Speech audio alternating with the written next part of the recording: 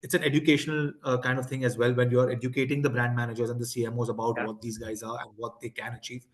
If someone doesn't believe in the product or the brand, or if it is not part of their training routine, then it's a non-starter. You hang out with that guy for 30 minutes and you'll realize that, he could sell you some stuff. Let me win the second goal, and then I have all the time in the world to do all these things.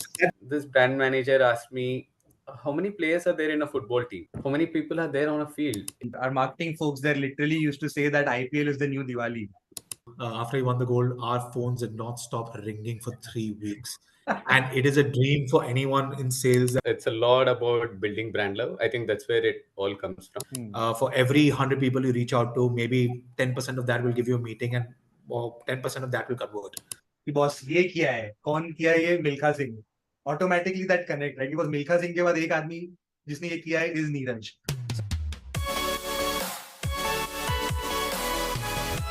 Hello everyone, we welcome you to another session of the Playmakers Arena. We've got two guests, one whom I know fairly well and one who I hope to know fairly well going forward. So Samkit and Rajesh are here with us to talk about this very niche vertical within the whole sporting ecosystem, which focuses around marketing and sponsorship sales.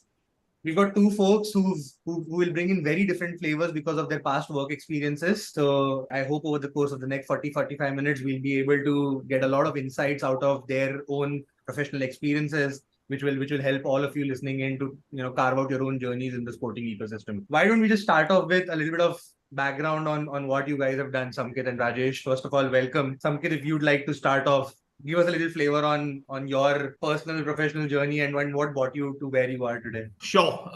So, I started off my career in sport fairly late. I think I started at the age of 28. Prior to that, I had a stint in finance, worked for my father in the times and jewelry business. That's the past.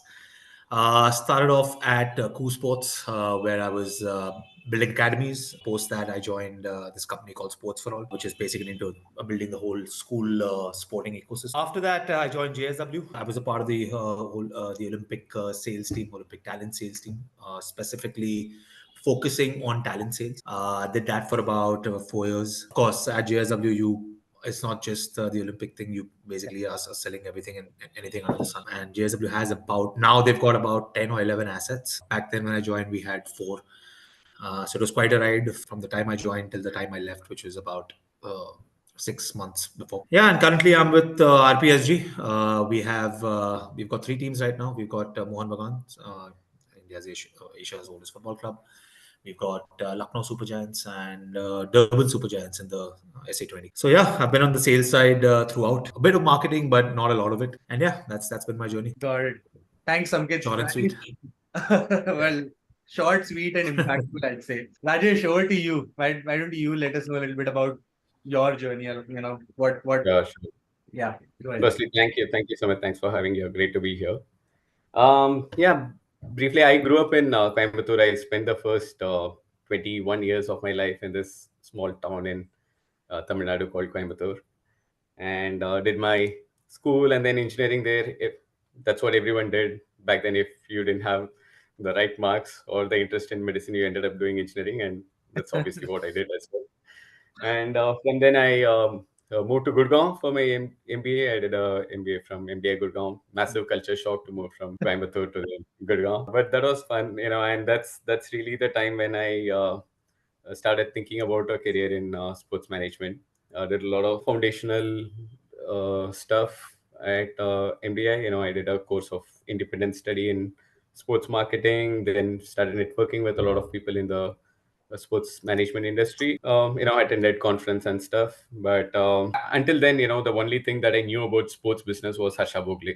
I knew this guy who's moved from a regular MBA to making a career in sports management. So my knowledge about sports management was limited to maybe working at ESPN Star Sports, which was ESPN Star back then. So, but at MDI, I started networking and figured out what are the different possibilities within sports marketing are. But post MBA, I couldn't really land a job in sports. It was a tiny industry back then. Right. It probably is. Still right? is in yeah. many ways. Yeah. So I picked up the campus job. It was with Reliance. Reliance's entertainment business. Mhm. Worked with them for about 15 months. Obviously, didn't have a great time. So like 3-4 months into the job, Obviously. yeah, 3-4 months into the stint, I started again reaching out to people in the sports industry, and that's when I came across this really interesting business called Sports Consult, which was doing a combination of two things that I was really passionate about. One was brands and marketing, and the other was grassroots sports. So basically, Sports Consult was conceptualizing grassroots sports events for big brands. I thought that was an interesting mix, and I pursued, kind of persisted. It was a very small setup back then. They were doing about 1 crore of business, so obviously couldn't afford someone who's coming from Reliance and a Yes. big pay package. So, but I was ready to take the hit. Maybe for younger listeners listening in, this is something that uh, maybe is something they could also think about. I took a pay cut. I joined them at about 10% of what I was earning back then, because I knew that early on in my career, this is the space that I want to be in. Yeah. But things worked out. Spent 9 glorious years with them. Midway through that journey, got a private equity firm to invest in the company, Wonderful. and yeah, so let the business grew the business. Then obviously Sports Consult kind of became Sports Village after merging with Edu Sports and then Coup Sports. And after about 9 years, I used to work with Red Bull as well, on the agency side while during my stint with Sports Consult. So there was an opening with Red Bull, and I thought maybe this is a good time to try something new. And that's when I joined Red Bull. At Red Bull, I'm part of the sports marketing team, handle sports events and gaming, esports events over there. It's been Yeah. a Gaming has probably been the steepest learning curve for me at Red Bull. It's one huge, massive universe that I didn't know that it existed. So that's been great. Yeah. Yeah, about 4 years now. And yeah, that's about me. I play a lot of chess these days. When it Nice. comes to interest in sports, I watch English football and obviously cricket. It's about me. Thank you so much, Rajesh, for Maybe that. not quite short and sweet. I couldn't manage that, Samkit. No, that helps set the right context, right? So I mean, for those listening in, what we're trying to achieve today is hopefully get two very different flavors of the whole sales and marketing vertical that typically exists across a lot of sports and entertainment organizations. As you may have realized, Samkit comes from a very core selling background. I mean, we didn't have a lot of overlap at JSW, but you hang out with that guy for 30 minutes and you'll realize that he could sell you some stuff.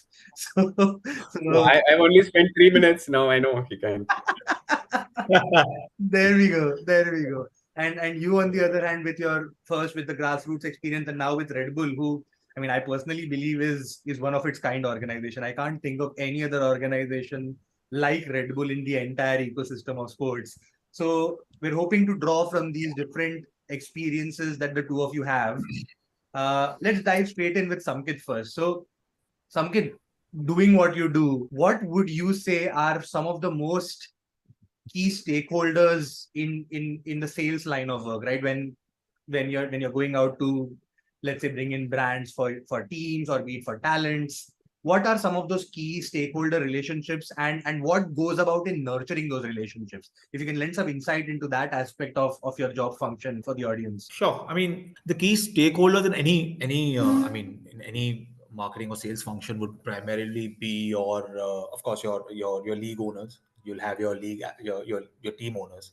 Right. You'll have the federations in certain aspects of things.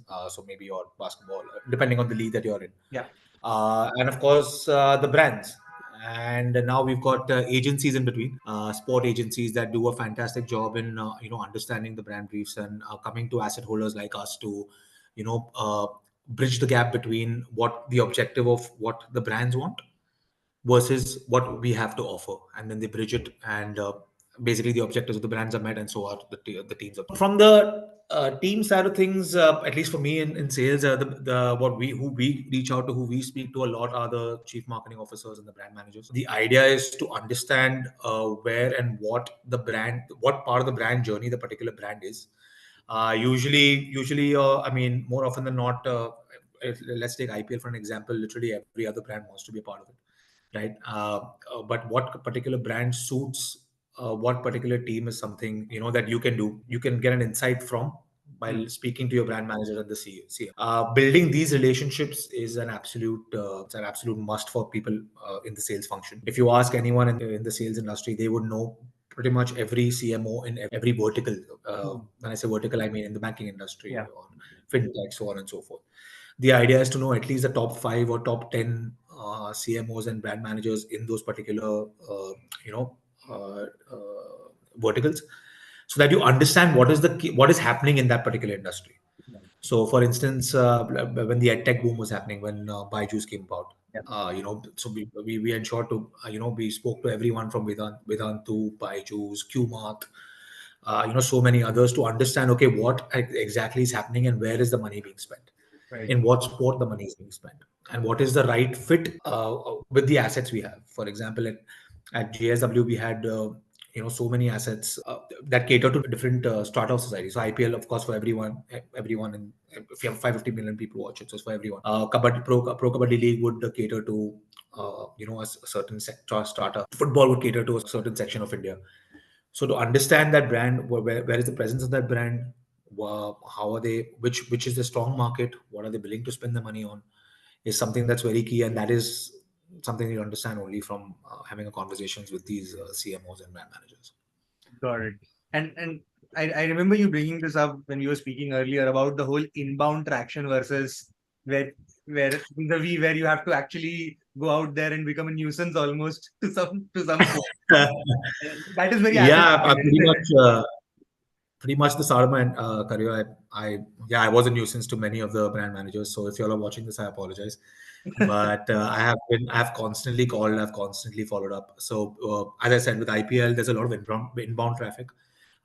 Every brand wants to associate because it's India's biggest media property, right? Everyone watches it. As I said, about 550 million people watched it last year. So I mean, the sheer volume is really high as compared to a Pro Kabaddi or a badminton league or even ISL or even talent sales for that matter. You have to go out there and reach out to the brand managers and make them understand why it's a great property to associate with. Yeah. Therein is where you are actually selling, where you're actually talking to them and trying to tell them, okay, you know what, if you're, for example, in ISL, if your target markets are, the Northeast or Kerala, Bagan and Kerala Plaster are a great fit because majority of the viewership of ISL comes from Bengal and Kerala. So so I mean, there are different data points with which you're well armed. So before you reach out to your brand CMOs, to your brand managers, do your research. The basics are already there on the net. Honestly, if you just a simple search will give you so much data. It's uncanny what's out there on the internet. So a simple search before you talk to them, and they will give you key insights, and maybe then you can get back to them with specific tailor-made propositions. Got it. I mean, just an interesting insight that I remember now from my time at an R&D company that I was working at. You mentioned about IPL, and our marketing folks there literally used to say that IPL is the new Diwali. Because pehle sab brands Diwali ke time pe they used to run to grab whatever space they can grab, whatever eyeballs they can grab, but now IPL has literally become that. So I completely understand how different it must be when you're trying to sell something related to IPL vis-a-vis trying to sell something that doesn't have the IPL tag on it. Yeah, absolutely. I mean, it is, as I said, it is India's biggest media property. I think there was a campaign that was run by Sony. It was India Ka Naya Tyohar, if I'm not mistaken, it was Sony. I remember something like and it truly is the number of eyeballs, the number of people, the number of social engagement that happened during the IPL is incredible. It is always for those 2 months. It's always IPL is always trending on Twitter, right? On the number one spot, and there is nothing else that you can watch because it's on your face 24/7. Yeah. So it is, and you see a lot of traction of brands, not just in the IPL space, but also on the talent side. For instance, majority of these cricketers will get a lot of key endorsements during the IPL, right? Because they know brands know that's when they're going to be relevant. Yeah, and they will spend their monies on their socials. Very, very interesting insight. From that, let's jump to Rajesh now. So Rajesh, like I was saying, with Red Bull, and I want to focus on the Red Bull bit first. Because like I said, to my mind, it is probably one of the most unique organizations, in the sense of it's a sports drink company, it's a media company, it's a racing car company. So, there to many different people, Red Bull can mean different things. So as somebody like you, can you tell me from your lens what exactly, how do you see Red Bull placed in this entire ecosystem, and maybe talk a little bit about what the marketing function at Red Bull essentially is mandated with? Yeah, I mean, Red Bull is as much a marketing organization as it's a beverage organization. And there is a lot of pride internally as well at Red Bull about the way we do marketing. So it's a lot about building brand love. I think that's where it all comes from. So if you look at the typical funnel, so the attempt first is to build brand love. People should fall in love with the brand first, Yeah. and then maybe we do even more things, trials, and trials at the right moments, and eventually build can love, right? So that's where the focus is, so we understand that, but ultimately it's a it's a beverage, right? So how do you influence someone to feel special while drinking that can of Red Bull? And Yeah. that's really the attempt, right? And it's a marketing powerhouse. I remember during my interview of just before I joined Red Bull, the marketing head back then was Avinash Pant. Avinash is someone who spent a lot of time at some of the biggest marketing organizations in the world, right? Disney and Coca-Cola, and then Nike, Mhm. some of the best in the world. And he told me something very interesting. He said, "Dude, I worked at all these organizations, and no one does marketing. No one gets marketing the way Red Bull does. Mhm. So it's all first principle thinking. Do consumers really care about this stuff? He used to say, let's have a very high bullshit filter. If our consumers, we think, are going to even feel that this is bullshit, this is not really authentic to the fandom, let's not do it." So I know about projects that we have spent lakhs and lakhs of rupees just not being put out because we felt that it's not up to the mark. So you'd rather put out really good cool content and impress consumers with that, rather than put out 20 ordinary pieces, right? So less is more is always a philosophy. But yeah, I mean, focus is on at least the marketing folk. Our focus is on building a lot of brand love, Yeah. and then we leave it up to the sales guys to figure out how to get more and more people to drink the can. And again, even the marketing team at Red Bull is structured, I think, very differently from how a typical organization is structured. Yeah. There are specialists for each playground. For instance, I don't come from a marketing background, right? So I didn't have any brand marketing experience in the past. I had only worked with an agency, but I was the right fit for this role at Red Bull. So I came from a events background, and there was a sports events marketing opening, and that's where the companies saw me fit in. Otherwise, it's usually someone joining as a assistant brand manager, Yeah. senior brand manager, whatever, right? So that's how a typical growth in the marketing function is within many organizations. So, but at Red Bull, you have a specialist sports marketing team, you have a culture marketing team. It's identifying different interesting playgrounds and having specialists do those jobs. Yeah, so there are 5 different marketing functions broadly. So there is a brand marketing, which is they work on consumer insights, building ad campaigns. How is the brand seen visually across various platforms? That's brand marketing. You have the field marketing setup, which is, I think, a very interesting setup. No other brand has it, where we have student marketeers, student brand managers present in 250 colleges across the country. These are people who get Red Bull initiatives done within the college, and our primary target group is college students, right? So we Yeah. call them EPCs, entry point Yeah, consumers. I think I remember this when I was in college. There were these Red Bull girls that you go around and Yeah, Girls give and hand us like out that. cans. cans. Yeah, I've had a lot of them. So And of course. so I mean, just getting you to pause at this point, I've worked a lot with that team of yours in Odisha, and one Uh-huh. specific experience I'd love to talk about is, so we did this stunt biking thing at KIT University in Bhubaneswar, and they Right. brought in a Red Bull athlete. Now Aras Gibiza, was it? Aaron it was Colton. Daniel Or Dhers. It was Daniel Dares. Daniel Dhers. Of course, Yeah. I know a lot about sports, yet I had never heard about who Daniel Dhers is until fast forward a year later, I see that dude goes and wins the Olympic silver medal in that category. So that's the sort of and the show in itself, the way the whole production was done, the vibe around the actual 30-minute event, which eventually what it was.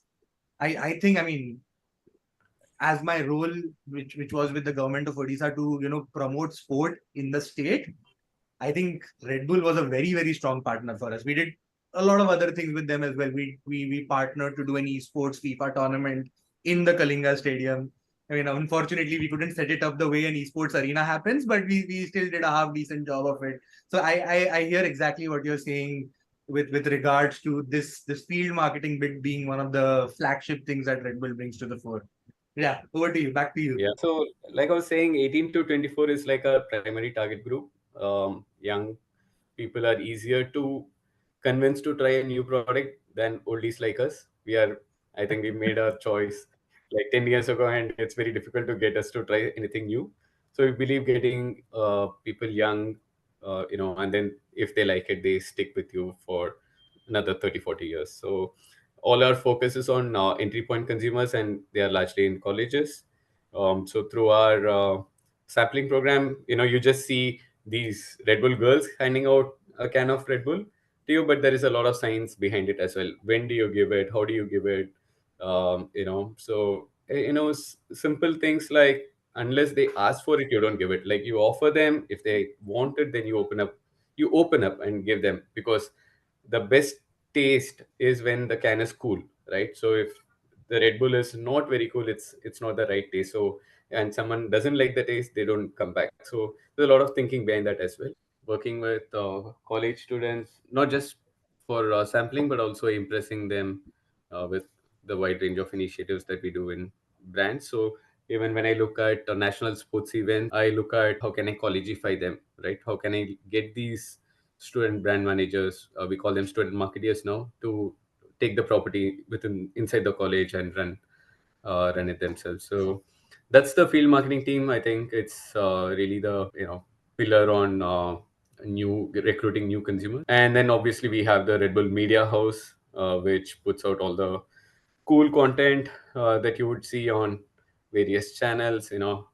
Focuses on how do you fascinate, how do you inspire the consumer, how do you grab the attention and also the emotion of consumers. That's where their focus is. And there is a culture marketing team which does music and dance projects. And of course, I'm part of the sports marketing team. Broadly, we look at sports marketing is athlete marketing, events marketing, and third party support. So within athlete marketing, like Samkit, we spoke about Gurpreet earlier. So we have multiple athletes. We have thousands of athletes across the world. Really the best at what they do. You spoke about Daniel Days. Yeah, we have a bunch It's of quite diverse as well, right? From what you have in your athlete roster, from KL Rahul to CS Santosh to I think I'll have Manpreet Singh, if I'm not mistaken. Manappa. It's all very very diverse, I must say. On that point though, Rajesh, you've got us at an Yeah. amazing point, right? So Samkit, you mentioned about trying to bring in brands for teams versus trying to bring in brands for talents, right? And at this Yeah. point, I guess the blue-eyed boy of Indian sport, cricket withstanding, would still be Neeraj Chopra, right? Arguably one of the best athletes to ever come out of India, if not the best athlete. And you Absolutely. were very extensively involved in sort of managing the whole commercial angle for Neeraj. So talk to us a little bit about that. What was that like? The curve, especially pre-Olympics, post-Olympics. Give us whatever you Yeah. while making sure you can keep things confidential. With Neeraj, it's there are two aspects: pre-Olympics, post-Olympics. I mean, there's a massive change. Pre-Olympics, while I mean he had achieved quite a bit pre-Olympics as well. He was the only Indian athlete after Milkha Singh to win the Commonwealth and the Asian gold back to back, which is quite a feat in athletics, which is quite a feat. And back then, there were a couple of brands that did support him. There was Amstrad, which is an AC company. There was ExxonMobil that had stuck by him even before the Olympics. And I think, yeah, they had Muscle Blaze they had signed him just before the Olympics. I remember going out to, reaching out to brands left, right, and center, trying to tell them about this guy who's who we know as the next big thing. We always knew that. I mean, of course, it's eventually sport, but we always knew that he's someone who had a real good chance at getting a medal. Of course, gold was not something that we had dreamed of. Yeah. But the idea was that I remember we were selling Bajrang Punia, who was another gold medal potential, who was actually his. People said that he was a better contender to win the gold as compared to Neeraj. Yeah. And I remember pitching Neeraj Chopra to play like plethora of plans, and the biggest and the issue was that they wouldn't know who Neeraj was or know who Bajrang was. And that is something that selling talent does. Apart from cricket, if you're selling any other talent, it's an educational kind of thing as well. When you're educating the brand managers and the CMOs about what these guys are and what they can achieve. Majority of the times, they don't know what tournaments they play in or what the sport is, for that matter. Like javelin wasn't before he won the gold. There was javelin. Nobody knew what javelin was. And I have this interesting story as well, which I'll come to. So yeah, we used to go out to these brands, and his endorsement rates were within the range of 10 to 20 lakh rupees a day. Cut through 7th of August, where he won the gold, and it just rose 1000x in terms of his brand value. And one of the things was, I remember reaching out to a brand manager, very decent, very big size brand. I reached out to her and I was like, listen, this is the boy, Neeraj Chopra. He's good looking. He's polite, humble, aspirational, someone that you need to look out for. Yeah. At that point of time, they literally gave it up, and they were like, you know what, doesn't interest us. And I think they signed Hardik Pandya instead. And 8th of August, I got a text. I still have that text. I've screenshot that text saying that, hey, never taking your leaves lightly again. We need him now. How can we do it? Eventually, it couldn't happen because the budgets didn't allow them to. But that message is something that I have on my phone, and I show it to people all the time that, hey, I was a part of this revolution. As far as Neeraj goes, I mean, he's and selling Neeraj, or no, I wouldn't say selling Neeraj, but going out to brands and talking about these about Neeraj Chopra now. He's very aspirational, right? And very he says the right things. He's never in the news for wrong reasons. Someone who has time and again showed that he's got a mature head on his young shoulders. He talks about even when the whole Arshad Nadeem and javelin thing happened, he came out, spoke about it right up, addressed the rumors, said that I don't want any political agenda being spoken about via me. That is something that is different. That is different pedigree, and just working with that athlete is a joy in itself. Sumit has met him a couple of times. He's very down to earth, very humble, and the same also comes across during these when we do these endorsements, right? So and in fact, he's someone who always says, "Hey, listen, let me speak to the brands before I endorse them. Let me understand what these guys are all about, and let's take a call whether I'm a good fit or not." So if you see his portfolio till I left, his portfolio is very. It has a lot of MNCs, a lot of top brands, Gillette. That Byju's at that time was Tata, AIA. He did a thing with David Beckham as well. So his portfolio was very diverse, but there were a lot of these top end brands. Usually, what you would think was, okay, Neeraj Chopra, very massy, and his brands would be very tier 2, tier 3, but that wasn't the case. His portfolio had about 15 or 16 brands which were top notch, and he himself was someone who would be like, hey, listen, I don't want to, I've just started off, which is something great about an athlete. I've just started off. I have a lot to achieve, so let's cap the number of brands that I do to 15. I don't want to give more than 20 days in a year or 25 days in a year for all these brand activities. I want to focus on javelin.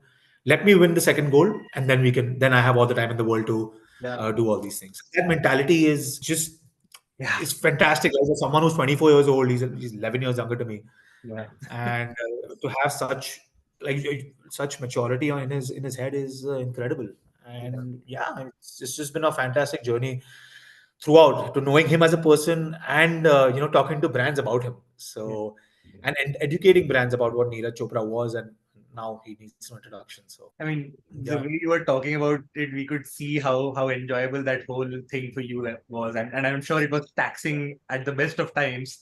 But clearly you came out. Oh yeah, I mean, as a sales guy, I remember, and anyone at JSW will tell you, after he won the gold, our phones did not stop ringing for 3 weeks. And it is a dream for anyone in sales that, okay, an athlete is It's that someone's calling you every single day trying to figure out how they can associate with the athlete. Yeah. It was possibly the best 3 weeks of my career. 100%. It really was. Right. Yeah. Just through this piece, you talked about such very, very key aspects, right? Knowing your athlete, knowing your brand, educating the brand, like the pre-Olympics journey, right? Wherein you actually had to educate the brands about who he is, what he brings to the table, what could he potentially become, and all of that, right? I guess that homework piece. And it's funny the way you started off, right? You had a very key understanding of even what Neeraj did as a junior athlete, which is very important when you lay out that journey in front of a brand, right? कि boss ये किया है, कौन किया है, ये Milkha Singh, automatically that connect, right? Because Milkha Singh के बाद एक आदमी जिसने ये किया है is Neeraj. So thanks for that. I think you've laid out some very Absolutely. I think it's something that, especially in talent, specifically for talent sales, it's very, very important to know exactly what your athlete has done. At JS, we had about 180 athletes in total, of which about 15 of them were Olympians. And majority of them, I mean, obviously about 50 of them, the whole team knew exactly what they've done and what they stand for. So it just wasn't like Neeraj Chopra, le lo. that wasn't the whole pitch. The whole pitch was, hey, this is what Neeraj Chopra does. This is why he's a good fit for your brand. Yeah. You know, and he is someone that if you sign him up before Olympics, he's someone who we see winning a medal. Before the Olympics, he's gonna be at, let's say, an X value. Post the Olympics, it's gonna be an X value, multiples of 100x X. value. So that was an X value. And yeah, that's how we went. And I think we did that with Muscle Blaze, and Muscle Blaze was one of the brands that listened to our pitch and did sign him up just before the Olympics at the value in the range that I spoke about. And then, of course, now the values have. They definitely got a good deal, didn't they? They did. Honestly, you can. Hindsight is 2020. If he didn't win, then they would be. It's easier to say that. That you should give credit to them. That's what I'm trying to say. To give credit to them. I think at one point of time, I think even Red Bull was associated with Ashwini. They still are, right? With Punappa? They still are. Ashwini Ashwini is Punappa, still, yeah. I'm glad that we started talking about Neeraj Chopra. You were giving me major FOMO, but yeah, I'm glad. No, but it's essential to, as I said, I'll come back to your point. It's essential to know what your brand, what your athlete stands for, and how your athlete can fit into the brand that you're pitching to.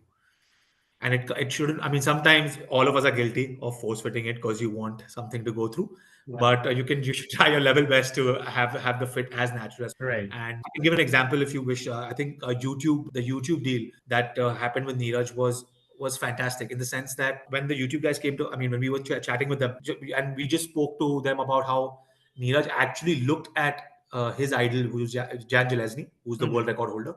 His videos on YouTube. He actually learned about, I wouldn't say the whole of technique came from there, but there was something there that he used to keep looking at and see how he's training, how he's throwing from YouTube. Right. And that was the connect that they built. So if you see the YouTube film, they've that they made on Neeraj Chopra, it made the connect very well. And that's why the campaign was very successful, because it gave in that direct association. It wasn't force fit. Got it. Fast forward to Rajesh. Let's talk sports marketing lens from a sports drink point of view, right?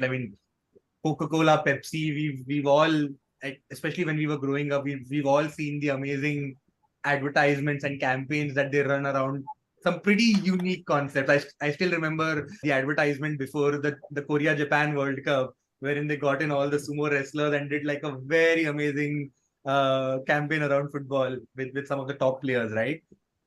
But what I've seen with Red Bull is a fairly different lens on how to go about doing sports marketing, right? I personally am very well aware about the Neymar Junior 5s. I know about your VC1, and I know about something you used to do with Ashwini Punappa as well around badminton. So I believe Red Bull took a very, very different lens just from an outsider's perspective, right? They of course wanted to market themselves, but what they've also done is brought about a grassroots impact, for lack of a better word, through the initiatives that they've used to market. Talk to us a little bit about that element of Red Bull and how do you measure the impact of these sort of campaigns that you run year in, year out? I mean, I don't know. You've been running Neymar fights for I don't know how long, but it's been a while if I remember correctly. Yeah. So, I mean, just talking about that point, Neymar Juniors 5 started off as a project that Neymar really wanted to bring out. He runs this institute in Sao Paulo for underprivileged kids, really giving them world-class facilities, kind of an academy kind of a thing. So we were wondering, and Neymar has been a Red Bull athlete, was until some months ago. He was a Red Bull athlete. He's not anymore. So, we always, some kids spoke a lot about selling talent. At Red Bull, I think we really understand how to go about athlete marketing, right? The very fact that we have a dedicated resource and dedicated team for athlete marketing, just tells you how much we value that relationship. In fact, athletes are the only people at Red Bull who are allowed to carry the brand, so even the CEO of the company doesn't wear a Red Bull branded cap. It's only a KL Rahul or a Ashwini Ponnappa or a Manpreet Singh or a Gurpreet who's allowed to wear the cap. Yeah. Interesting. Yeah, we can't wear the logo. We can't speak about the brand. There is no spokesperson culture. It's only the athletes who are allowed to talk about the brand. So yeah, we really value that. But it's always, the starting point always is, does the athlete really drink Red Bull? If it is not the case, if someone doesn't believe in the product or the brand, or if it is not part of their training routine, then it's a non-starter. So that's how relationships fizzle, right? Some kids spoke about force fitting athletes to certain brands, unless a brand. So if you look at the athlete marketing framework, how do you recruit athletes? One of the first questions is, does he drink Red Bull? Does he or she drink Red Bull? Or have you reached out, or has the athlete reached out to you? More often than not, if the athlete reaches out to us, then the deal goes through. If we reach out to the athlete, then at some point we believe that this is going to be a commercial relationship and not really a mutually beneficial relationship, and we end up not picking up the athlete. Just gave me an idea. I'm going to ask all my athletes to reach out to you now. I won't reach out. Go on. Sorry, yeah, make them drink Red Bull, and if they believe the brand helps, the product helps, then of course we can stop. Anyway, so and it's not just about getting them to represent the brand in commercials, right? So we end up doing projects with them. So Red Bull's, the famous slogan or tagline is Red Bull gives you wings, right? So giving wings really is giving wings to ideas and people. So we, the story goes that the Red Bull team, the athlete manager who used to work with Neymar, asked about what he really, what is his dream, and he spoke about this institute and how he wants people from across the world to kind of tap into the facilities that he's built. So that's how the Neymar Juniors 5 idea was born. It's a really interesting concept where it's a 5v5 concept, and when team A scores a goal, team B loses a player. So you're also well aware. I'm the finalist of the Bhubaneswar leg, bro. So wow. Soft flexing there. Yeah, very nice. So the idea there is twofold, right? So one, we already want to be in playgrounds where our consumers are, right? So and we know in India, small format football is really the ACCA kind of playground. People don't really play 11-a-side football as much as they do short format football. So we were looking at short format football, and Neymar is all about trickery and quick, fast pace stuff. So these games get over really quickly. As soon as the team scores the first two goals, then it's a few minutes done. So it's a very different take on football. We always think, how can you give the Red Bull twist to a concept? So that's how the idea was born. So one, how do you get the message out that Neymar is a Red Bull athlete very effectively, and also engage with the football playing community? That's a very interesting playground. And sports is natural to Red Bull, right? So it's an energy drink. The need for energy is very high, of course, when you played sport. And that's when people see the functionality of the product as well. When you're down and with So, but I had a specific question there, right? Like, does Red Bull at an organization level also go into measuring what was the football centric ROI of a measure like this? I mean, I'm sure you measure the brand side of it. How much of your brand was built on the back of something like this? I'm sure you measure that. But is there also metrics around the sporting impact of something like this that you guys look at? I've always been curious Yeah, about that. no, we do those trends and perception survey. It's not as detailed as I would wish it to be. For instance, I mean, I would have exactly the kind of questions that you have, go into the depths of knowing how much each initiative made an impact. But we don't get that. We largely get, it's a product that is relevant for the sports occasion, or I got to know about Red Bull through sports events, or I got to know about Red Bull, Right. or my love for Red Bull grew because I was exposed to so and so sports content piece. So it's a survey basis. Those top level associations with different playgrounds are not really into specifics. Yeah. Got So I have a question. Sorry, Rajesh. So if there is, let's say, there's someone who's listening in and is a part of the whole, is part of the sales team at, let's say, at XYZ place, Yeah. and he wants to basically pitch, let's say a football team, right? Let's say he wants to pitch an ISL team, Punjab, for example, to Red Bull. What are the key things that you look at for an association? Like what is it that excites you guys in a way that, okay, you know what, this is something that we look into. Of course, the commercial bit and everything kept aside. We are assuming that Red Bull has the commercials, and or the football club is okay to do it as a barter, right? So let's leave that aside. What is it that you look at specifically to let's say to make the thing work? Yeah, so Red Bull believes a lot in ownability and um, attribution back to the brand, right? So that's the challenge when it comes to third party associations. That's why you wouldn't see Red Bull sponsoring too many teams. In a Formula One, for instance, we've ended up owning a team. Even in football, right? We have our own teams in RB Leipzig, Red Bull Salzburg. We have a team in New York, in Brazil. So that's when the consumer really thinks that Red Bull has made this impact on the players or on the team. If you're just a partner, then there is inherent mistrust. People have seen this space for about 30-40 years now, and I believe they've kind of there isn't any trust in a sponsor contributing to the sportive performance of the team or player that they support. Right, the classic reason for sponsorship triangle where the sports asset is here, the consumer is here, and the brand is here.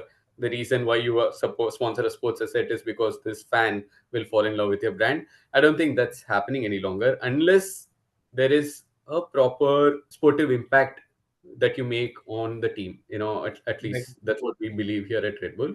So even at Rajasthan Royals, we spoke about our partnership before we started this chat. It's not just about jersey partnership, right? So we know that we are possibly getting exposed to those millions of consumers, but do those fans really think that Red Bull has made an impact on the performance of Rajasthan Royals, which is the message that we really care about, right? Yeah, so then now we are looking at, we have an athlete performance center in Europe. So how can we get some of these players to try and train their improve their some of make that 1% improvement in performance. That's where we are gunning for.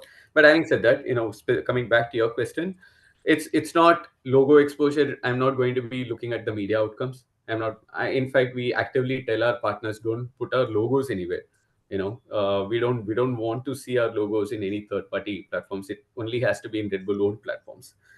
Our wish list would be, can you showcase credible can consumption? Are your players going to drink Red Bull? I will sit with the coach first. I'll sit with the dietitian. I'll ask them, would you mind if your players drink Red Bull? Because we are starting at that point. It's not that coaches are actively offering cans of Red Bull to all these players, right? In fact, you see coaches stopping because there is misunderstanding about the product. People think stuff that I cannot talk about goes into the Red Bull can. So we work with the dietitians, the coaches, and check if they're going to be stopping players from consuming cans of Red Bull. So cans consumption is fundamental. If they're going to do that, then what are the next set of opportunities, right? So can I have a presence in the dugout? Can they drink Red Bull? So logo Midway, exposure apart from that, but certain activations is key, right? I think with Rajasthan Royals, 100%. you all did the cricket ka ticket, I think it was called. So we didn't So do cricket ka ticket. We do something called Red Bull Speedster with Rajasthan Royals. right, Yeah. right. So Red Bull Speedster is And really that a is of certain value to 100%. the brand, Yeah. right? Yeah. So Very activation based. yeah, very, and also content, right? So the jersey reveal piece, it's possibly the most talked about piece for Rajasthan Royals, and it's not even something that came from them, right? I think I'll come in here and just say a particular thing. Like one thing about but at least I feel that brands, what we try to educate the brand managers is about. One thing is you have these particular list of deliverables that you have access to, but to understand and how to use the deliverables is key. Yeah. Right. So, for example, if you have access to, let's say you've got, take IPL for an example, you have access to, if you're a jersey sponsor, you'll have access to a minimum of 3 players for a particular shoot for a particular time. Now Red Bull uses it in the right way by doing this particular gimmick where someone jumped from the thing and there was a jersey reveal. That's a nice way to do it, as compared to just getting someone making, for in my case we own Lucknow Super Giants, so making KL Rahul just stand there and say, oh yeah, all CTAs, so call to actions. I think that is not the right way. The key is also to make the brand managers or CMOs understand that yes, you have these rights and what are the possibilities and how to use these rights. It's not just a simple KL Rahul Mila to kuch bhi bolega. You can do something innovative. You can do. There's a lot out there that can be done, which Absolutely. I feel Red Bull does in the right way. So I think there was some really good insight, Rajesh, on how Red Bull goes about thinking about it. I'm sure Samkit has walked away with some very interesting insights himself from what Rajesh had to say. Well, last two questions from my end, and then we'll open it up for some questions from the people who are on the call right now. Since what we're trying to do here is, get people who want to become a part of the sports industry to understand a little bit more about what the job actually entails, and we've actually covered a lot of layers of that over the course of this conversation already. But Samkit, to you, if I had to say that, perhaps not at the level at which you are right now, but let's say when you were starting off, or in the initial days of your sales journey, what does a typical day or a typical week, for that matter, or maybe that very crucial period before you need to close deals, what does that look like, so that people can get a flavor of that it's not all sunshines and rainbows, as Rocky Balboa likes to say. So it's basically very seasonal in the sense that so IPL basically starts, let's say, in March. So as a sales guy for any particular team, you have to sell all these assets a month before. So life becomes very hectic, two or three, because you need at least 3 months to sell all those assets. It typically is used figuring out what particular asset needs to be sold, and what are the kind of brands that you would want to hit out to, in which category, to which will be able to either one, A, afford, number two is fit in the right segment. For instance, your front of jersey for an IPL team goes anywhere between 15 to 30 crores. That's the range across all the top 10 teams. Now, that not every brand will have the budget to go so high. So you will basically figure out which particular brands you want to hit out to, and then start.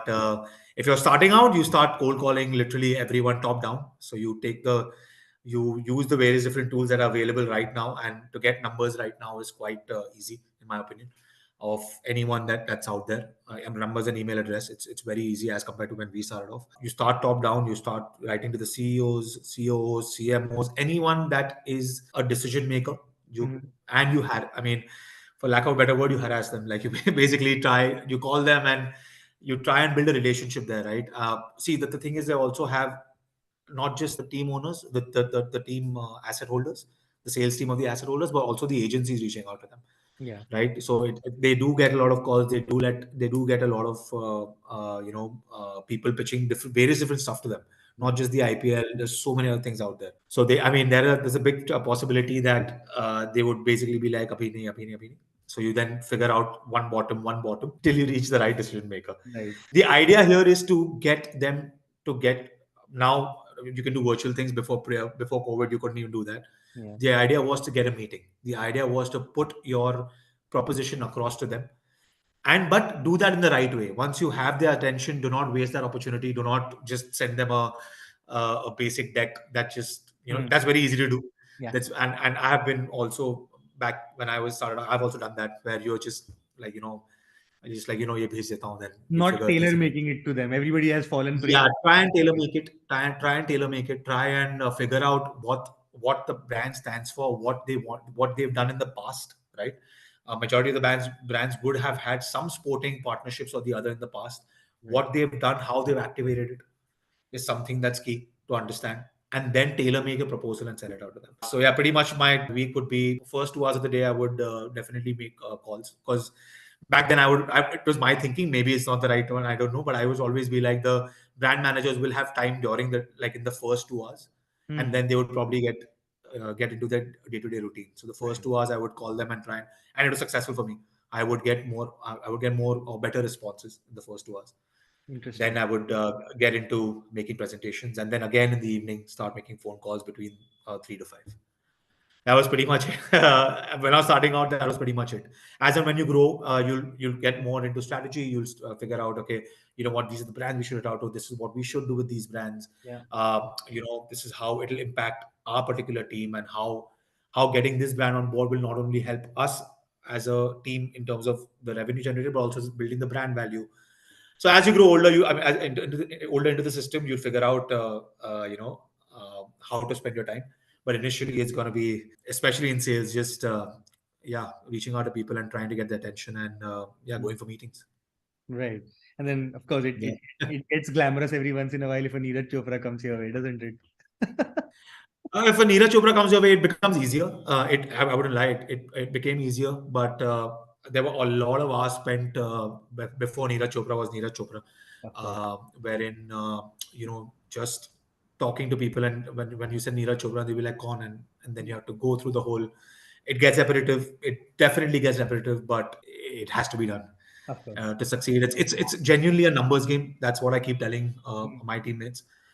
For every 100 people you reach out to, maybe 10% of that will give you a meeting, and 10% of that will convert. So it's in a week at JSW, in a week we would talk to about 70 to 75 different people. Wow. We would try to talk to 70, 75. No, thanks for that. I think that lays it out very well, that it's a lot of hard work and a lot of rejection that you have to go through to get to those. By the end of it, you'll develop a thick skin. So, man, it's incredible. It was like I was listening to myself. That's exactly what my journey with Sports Consult has been. It's again the very same words that I tell people. If you reach out to 100 people, you're going to convert one, right? So it's volume of effort is definitely the most important thing when it comes to sales, of course. Yeah. And I definitely went on a trip down memory lane. You took me through one. That was essentially what I did at Sports Consult as well. Starting out 10 years ago, or what? It's 12 years ago, yeah. And it's essentially the same. At least when you have a Neeraj Chopra, you don't have too much warming up, to do with the clients. But I was selling grassroots sports, man. So I really have to tell them what is going to happen to the brand. How are they really going to benefit? Yeah. Why should they really care about this meeting? So for a few months, maybe even years, I used to get frustrated about, why are these people sitting at Red Bull not responding to my emails? It's so funny. So the last question that I actually had for you was along these lines itself, right? Like, you've been on both sides. You had to ask for money, and now you're in a position where you can actually spend money or deploy money, right? And I'd be very curious to understand. Maybe you've done this introspection, maybe you haven't. So I'm gonna put you on the spot here. Like, having dabbled on both sides of the table, do you feel there's a gap? When I was selling, I was going about it so in such a wrong way that now that I'm on the other side, I realized had I done it this way, it would have been much easier. Go ahead. 100%. Talk through Definitely. your thoughts on But this. firstly, I'm very sympathetic to people that reach out. Having spent 9 years doing that work, I try to not ignore any of the emails or phone calls. I obviously reply to as many as possible. I think I do I would like to believe I reply to every single email. Mhm. But yeah, so it's often I also try and give a explanation on why it is not interesting to us, so that they come back to the next time they reach out. It's something that is sharper, meets the requirements Yeah. of the brand. Yeah. You know, but sports in general is of interest to Red Bull. And mostly because I handle sports marketing, people reach out to me with sports concepts or sports events. Hmm. So immediately there is if we can't spend money, we at least offer product. If it's an athlete, definitely, if consuming Red Bull helps you, I'm happy to send over product to you. That's the least you could do. And again, same with events. Red Bull supports events. We support over 500 events across the country with our product, and also tools. We have these interesting, sexy looking umbrellas, tents, which the archers, which instantly add glamour to the event. Small event organizers especially love it, that a brand like Red Bull is present. So we end up, and I don't have to spend too much money on that. I get access to a lot of new consumers through that. So we end up supporting some of the smaller ones. The difficult ones are the bigger topics where commercials are involved. But that's obviously, it's also disproportionate in terms of returns. So we do end up spending a lot of time deliberating on it, because we believe we are also experts. We already come with a certain take on a certain athlete or a sport or a team. So that plays a big part in choosing to associate with. I think what is missing essentially would be what Sanket spoke about later on. How do you go with the right integrations for a brand? Really understand what the brand does, what has worked for them, and go with thoughts on how they will really benefit. I think when I started out, right, my very first project with Sports Consult was with this big FMCG company who was launching a new sports energy drink, strangely. So, but the brand manager, during my question, forget about asking who's Neeraj Chopra, knowing about his achievements or even the sport. This brand manager asked me, how many players are there in a football team? How many people are there on a field? So Interesting. yeah, no exaggeration. So that's how, they could be big people. I mean, brand managers coming from fancy backgrounds, but they may not know sports, right? So education, Yep. Yep. talking about the sport, the consumer, the sports fan, how can sports play a part? There's people are so passionate about sports, and how can you tap into that passion? Right.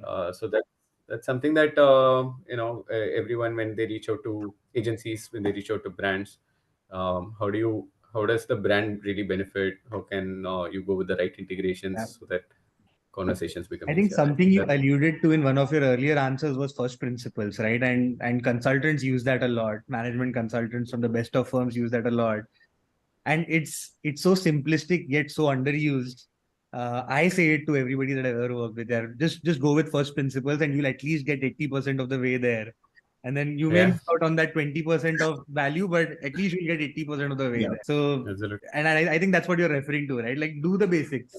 These are the things 100%. that they're looking forward to. Just give them that at least, and then take it from there. Yeah. Great point. Thank you so much for that. At this point, I'm just gonna ask if there are anybody on the call has any questions for Samkit or Rajesh based on whatever you may have heard. Anyone?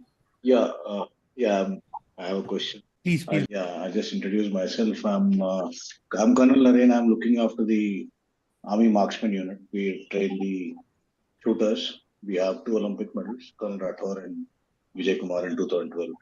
Oh, very nice. Wonderful. So again, I'm part of the ASTS cohort. In fact, the JSW speakers were there last week. Just a couple of days ago, right? Yeah. Divanshu and We Himanshu was amazing. there. we couldn't stop Yeah. hearing about how awesome they were. So yeah, we know. It was very beautiful, very good session, both sides, and a lot of understanding, a lot of learning. So I have 2 questions here. Let's say if Milkha Singh was alive today as an athlete, let's say his performance you pick up in 2023. Okay. So as a marketing, how do you see someone who excelled everywhere, broke a world record, started a new generation, except not winning the Olympic medal? Okay. So how do you see him as an athlete today? Why I'm saying is, just compare him to a shooter I know. He's Khel Ratna awardee, Jitu Rai. He was former world number one, a strong prospect for 2016. just 2 World Cups before 2016 Rio Olympics, gold medal, Asian gold, Commonwealth gold, everything. You know, if you see 2016 Khel Ratna awardees, it's PV Sindhu, Deepak Karmakar, Sakshi Malik, and Jitu Rai. He's Padma Shri. So I'm just saying cricket, football versus an athlete who participates once in 4 years, like Neeraj Chopra. So let's say someone who's all his life gave for the sport, but somehow couldn't get the Olympic medal. So how do you look at it? Because all of us, while we associate with the sport, half of us we become half sportsmen, because we go through the motions when you meet the parents and you see the journey. You get so emotional with them in the sport. So Jitu is with us. So every day, because I was here in AMU for 3 years, from 14 to 17. I was there for the Brazil Olympics second. Now I'm heading Europe now. So we have put him in AISTS cohort. I told him you'll become the world's best coach. You'll coach and go and coach the German team and the Korean team. And then you'll come back to India. India will realize your potential once you go outside and come back. So now my question here is, if Milkha Singh was here today, how do you want to develop the brand? If Tanay has not got the Olympic medal, but made his point well. The second question is, in the case of Neeraj, is there a case in point that we also portray the coach of Neeraj, like Sachin Tendulkar's coach, who was there in his childhood, was also came to limelight. If Neeraj Chopra, somewhere in endorsements, I'm not talking about just the media, will it work, because the ecosystem will grow slowly. It's not only the athlete support staff, more people will volunteer to create 10 Neeraj Chopra than if one Neeraj Chopra, if you look at the grassroots level, the continuity of investment in time and energy will be more because the limelight is also. So I have 2 questions. It's open for error. Samkit, you want to take a stab at it first, and I'm sure Rajesh will have his own thoughts as well. Sure. So my memory is of goldfish. So I think I'll answer the second part first because that's fresh in my mind. So if I understand correctly, your question was the support staff of Neeraj Chopra. They should be more involved in the commercial partnerships of Neeraj. Is that the question? Is that yeah? I mean, in some way, if they can get a portion of endorsements, not like the aim is not to make money, but also to, like, if you see IPL, that, Nikhil Bhai is the physio of the men's team, he's a known figure. There are the cricket has that advantage vis-a-vis the other sports. So if you have a golden boy, can we have a golden staff, Right. So, I mean, I will actually come back to his endorsement with Under Armour. It's an endorsement that was cracked right after the Olympics. So if you notice right now, Under Armour is, so the Neeraj's whole team, when I say whole team, his physio, which is Ishan, and his current coach, Klaus, they are kitted in Under Armour, from top to bottom. Under Armour ensures that not only Neeraj, but even his support staff, which is very key. In fact, Neeraj himself has said that, him winning a medal, they also have had a big part. Neeraj himself has come out and said it. So Under Armour does get them up. Coming to your point, whether they should be a part of the whole commercial, endorsement kind of a thing, it's in an ideal scenario, in an ideal world, yes, but I don't see any of the brands. So eventually, the brands that are spending money, they also want the ROI, right? It's not like they're spending money out of their. I mean, yes, they want to support the athlete in some way or form, but eventually, it all comes down to the return on investment that they're going to make. So the YouTube film that was made on Neeraj, it has a little bit of an aspect on Neeraj's coach, about Neeraj's coach and what he had done for him while growing up, but it wasn't commercially linked, and the chances of that happening is minimal, unless there is a specific. So coming to that, Enazal used to be, there still is a brand. They used to have a campaign called as, so during Teachers Day, they would change it to Happy Coaches Day, right, wherein they would recognize all the coaches of India and give them certain goodies or monetary, I mean, depending on what their campaign is. I don't know if it's still running till today, but they used to run it. So from a brand perspective, unless it's campaign driven, then yes, it makes sense. But for each and every of association of Neeraj Chopra, I don't think it's a possibility. It's very tough, to be honest. Yeah. And your first part of the question was, if Milkha Singh were alive today, would Essentially, he? if think of Milkha Singh in today's day and age, what Right. sort of a brand building could you do around somebody like a Milkha Singh who perhaps hasn't gone on to win the Olympic gold, but still did a lot of firsts in many ways? Absolutely. I mean, it's a great question, Naren.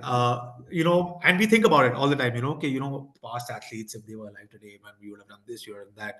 And uh, okay, firstly, the kind of exposure that these Olympic athletes have now, purely because of the broadcast, is huge, right? So when the Olympics happened this year, it happened at a favorable time more often than not. Neeraj won his goal at 4:30 p.m. So, and at that time it was a Saturday at 4:30 p.m. So everyone was tuned in. If it was like a Mirabai Chanu who won her silver, the first medal we got was a Mirabai Chanu, but it was at 5 a.m. in the morning. So that is something that I watched it, but people missed out because 5 baje subah uth ke koi dekhne nahi wala, right? That being said, the exposure during the Olympics was incredible. Generally, if you see any other athletic events, it's usually they cut between things. So, for example, 400 meters chal raha hai, you're watching it, then suddenly it'll cut to javelin, then it'll cut to long jump. But during the Olympics, Tokyo Olympics, Neeraj's each and every throw was shown. So broadcast makes a bit difference, right? So the understanding of people of who Milkha Singh was now would have been an absolute game changer. Okay. Like for example, Neeraj recently won, or Nikhat Zareen. When Neeraj, I'm talking about, chalo, unke paas the gold hai. Yeah. Nikhat Zareen pakad lo, right? Nikhat Zareen hasn't won the Olympic gold, but she's a well-known athlete today. She's got a plethora of brands. She's got like 5, 6, or 7 brands under her belt, and she's a world champion in boxing. She is someone who we are keenly looking at for the Paris Olympics in 24. But she hasn't won. She in fact didn't even go to the Olympics last year, right? Mary Kom went in her, the same category. So Mary Kom went. So I believe that if Milkha Singh was alive today, definitely there would be more chatter around him. The one brand that comes directly in my mind right now is Zepto. They did a very cool campaign with Jasprit Bumrah, which said fast to fast hota hai, but it's not Jasprit fast, right? It's an immediate link, especially now with this D2C deliveries being so like 10 minutes. By the end of the day, if you think about it, it'll just come, right? It's moving to that particular era. So I think that is one brand I would definitely go out to, saying that, hey, I mean, you've got the fastest Indian man out here. He is a prolific. I mean, he's recently won I'm going to assume that he won the recent 2020 wala Asian and Commonwealth gold. And he is the next big thing for the upcoming Olympics. So why don't you look at him? There'll be like a different way to build it up. But yes, definitely there'll be more and more brands will be looking into it. 100%. Right. It's just that he was in an era where broadcast wasn't, as big. Though, in fact, majority of all of us know about Milkha Singh via the movie Bhag Milkha Bhag, as compared to, it's I was about to say, based on whatever we've seen from that movie, Samkit, I think he would be just as combustible a personality as Neeraj is, right? Absolutely, and the advantage. See, majority of these Olympians, right? They don't. They come from tier 3, tier 4. They don't talk in English. They're not very proficient in English, so that becomes a barrier. And Neeraj Chopra has taken it in his stride by he just did a thing with stage where he was like, I'm going to talk in Haryanvi. It is my language. Messi thodi But baat karta hai. many of them are shy of talking in English, and Milkha Singh ji was like fluent in English. That would have played in his favor, in my opinion, right? For the kind of brands that he would attract at this point of time. Red Bull would have totally lapped up. Red Bull would have totally lapped him up. Yeah, Red Bull have, I mean, we speak about athletes. Do they have the Red Bull personality? Are they trendsetters? Are they the world's or the country's best? I think all of these boxes are ticked.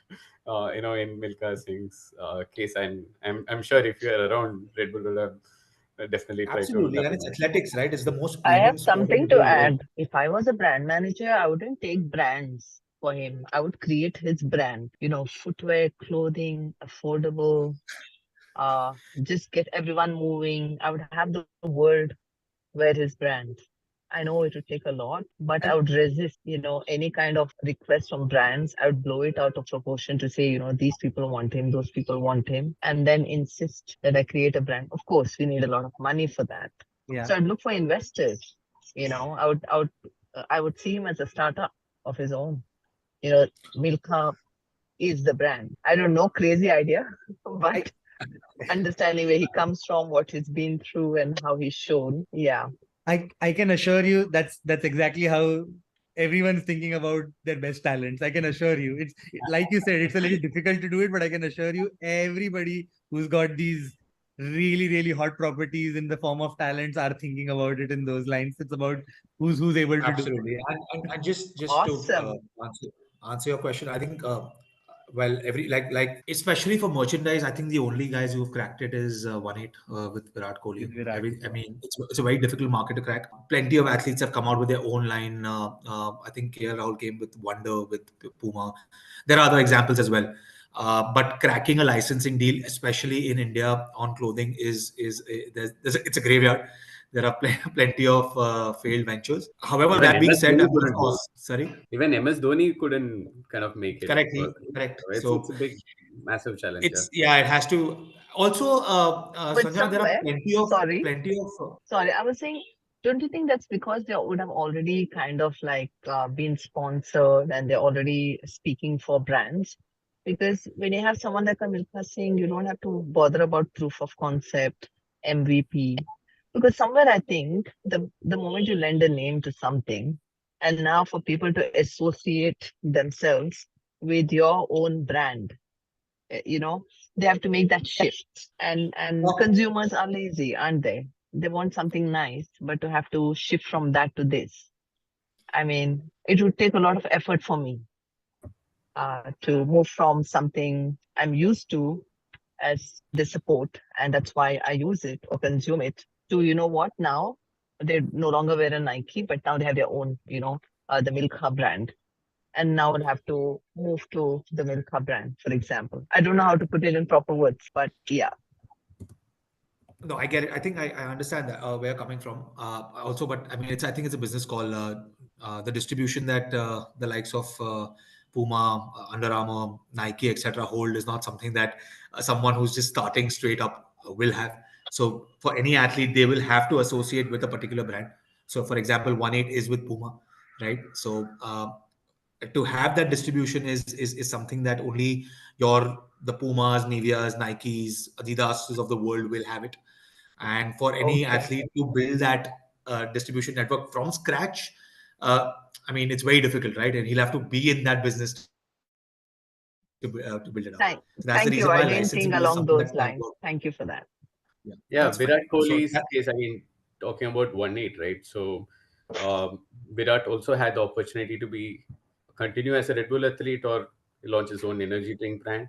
He Innovation 1-8 is an energy drink, but it hasn't done so well, right? Would he have made more money probably being a Red Bull athlete compared to being a small minority owner in a energy drink brand, which is also doing much less sales compared to this massive energy drink?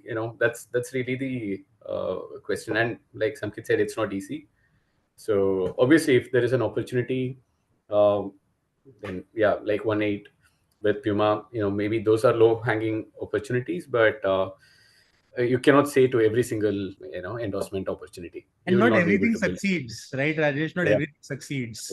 So it's a lot of you go back into the same cycle of the VC money coming in and trying to capitalize on some of these proven brands. But yeah, I mean, it'll be interesting to see what happens with the restaurant brand, for example, that Virat is putting out, right? And how that plays out over the next couple of years. So I mean, you've got a brand to pull it on the back of, but at the end of the day, it needs to be a good business. And that's what's going to make the difference. At least that's what I think about it. Okay. We've got time for one more question before our guests will have to call it a day. Anybody else got any questions? I had one question. Yes, please. You spoke about Neeraj Chopra possibly being India's biggest ever athlete in earlier topic, Sumit. Yeah. My question is, I mean, I would like to believe, I'm a huge chess fan, so I tell all my friends that Vishwanathan Anand is the greatest sports person India has ever produced. So what is Samkit and Samkit's take on this? I already know what your choice is, Sumit. No. I mean, see, I genuinely, when you say the greatest athletes, we talk about world-class athletes.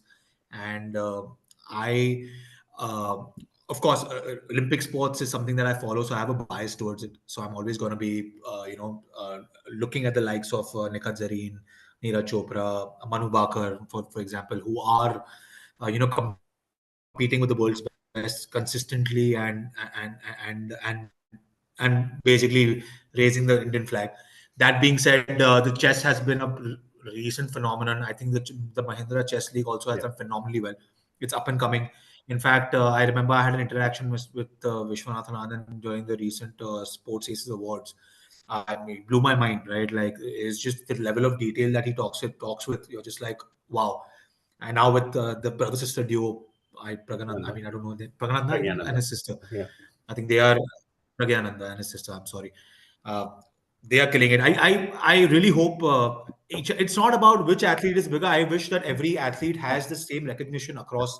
Doesn't have to be only cricket. Doesn't have to be only Neeraj. It has to be everyone. Of course. In boxing, wrestling, it just has to be.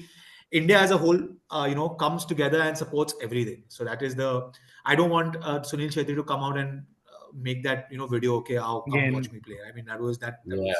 Yeah. That's not something that I want, right? And the idea is to for everyone to go out and support, whether it's the women's team, whether it's the men's team, whether it's chess, whether it's football. Yeah, go on and do it. Completely. But yeah, for me, it's completely resonate with something there. Although I'll just add a little bit of more context to where I was coming from when I said that I believe Neeraj genuinely is one of the best athletes to ever come out of this country, right? It's about taking into account what the status quo for that particular thing was and where he's been able to take it. One of the biggest, I was recently watching the World Athletics Championships, and the confidence I saw in our athletics contingent. The guys who are running the 400 meters, the guy who are doing the long jumps, the confidence I saw in them because of what Neeraj had been able to achieve in their discipline or in their category of sport was mind-blowing to my mind, right? And Absolutely. I have tremendous respect and love for Vishy, and I think he's probably one of the best out there, right? But inherently, intelligence is something where Indians do all right in general, right? which is why we see a lot of really, really good chess players coming out now from India. And like what this young dude that Samkit was trying to pronounce the name of, what he's done to some of these grandmasters is just I mean, for lack of a better word, humiliating to them at some level. Right? But with Neeraj, what his impact on these other athletes, and some of them are just openly talking about it, that we've seen Neeraj Bhaiya do it, so now we believe we can also do it, right? I think the impact of what Neeraj has been able to achieve in a sport that really nobody gave us a chance in, and we've never really done anything worth its salt in that particular sport, right? So that's why I feel that what Neeraj has been able to achieve is truly path breaking in many ways. Sort of why I believe I'm a big fan of Sachin Tendulkar as well, right? He was a god in an otherwise full of mortals, so to speak. Yeah, I think we can spend one full day on this. I know, as topic, probably. Well, I mean, I'd like to conclude this session by saying it was an absolute pleasure having the two of you. Especially somebody for me as well. Sorry, Rishi has sent on text. Oh. Rishi, what is your question? Is there a question? Agilita Sports will target which sports celebrity? Are you talking about the Abhishek Ganguly led? Okay. So I think it's a sports tech platform. I think it's too early to say what sports celebrity they will be targeting or what exactly. We don't know the product offering as yet. At least I don't know. Maybe I need to read up a bit more. But yeah, I mean, once we know we understand what the offering is, what the product is, I think we'll be able to delve more into it. Pretty much the same thought. So yeah, sorry. Back to where I was. Samkit, Rajesh, it was an absolute pleasure chatting with you on this. I think I personally learned a lot, especially someone who's not done this work or has not been in this line of work, the work that you guys do. Especially what you do, Samkit. I've still done a little bit of where Rajesh is.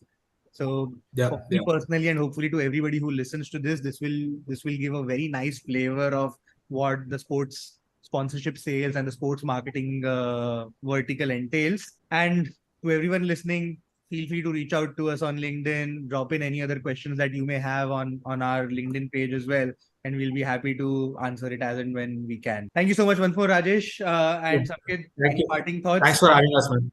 Thank you. Thank you so Thank much you. for having us. It was a pleasure, Rajesh. Pleasure meeting you as well. But yeah, if anyone has any questions, I think I'm tagged on LinkedIn. Please do reach out to me, and yeah, maybe we can discuss more on sales and sponsorships. Pleasure to be here as well. Thank you, Sumit. Thanks for this. Samkit, talk to you soon. Thank See you, guys. everyone. Cheers, everyone. Bye.